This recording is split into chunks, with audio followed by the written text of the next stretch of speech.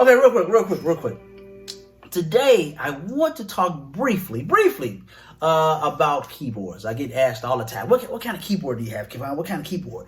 And I usually, the videos you watch and you see me playing, I'm usually playing a Yamaha Motif XF8, I believe it's called.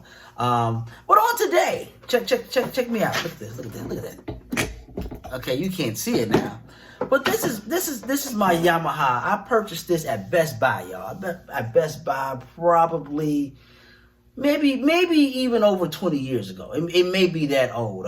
It's got scars. I mean, this keyboard has been dropped. It's fallen. This keyboard has a testimony, you all. It's been through the storm and rain, but it's still here. And the reason I wanted to talk about that today is because a lot of times we feel like we have to get a $1,500, $2,000, $2,500 keyboard in order to be, somebody or to sound good.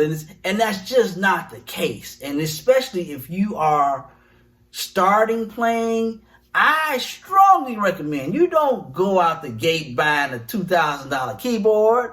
You go to Best Buy and go find you a keyboard, because what happens is you can say, oh, I can't wait to start playing. I can't wait. And then a few months in, you're like, you know what?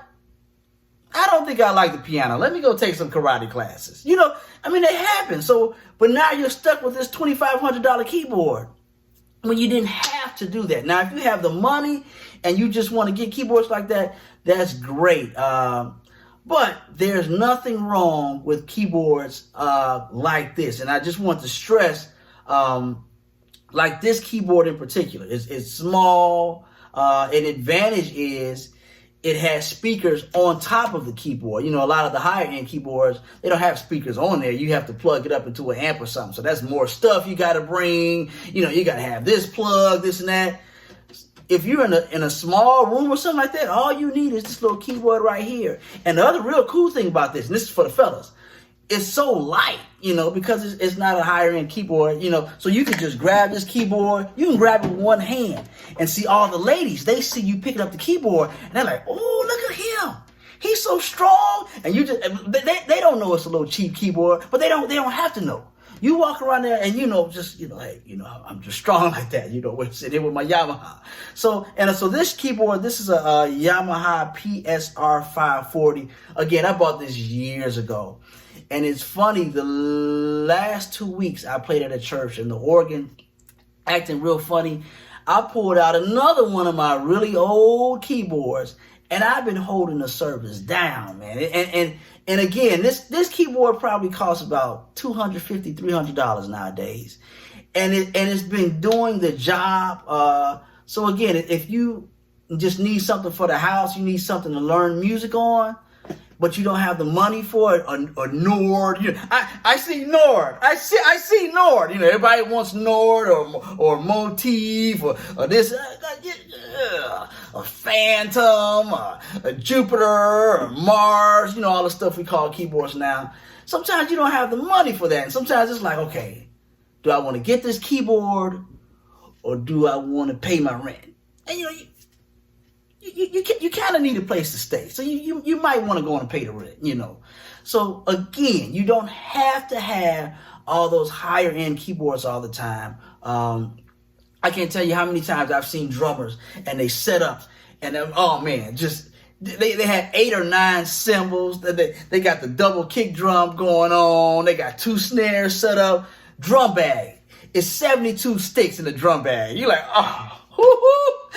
I know this is gonna be good. I see 72 sticks in this drum bag, and then they play, and you just like,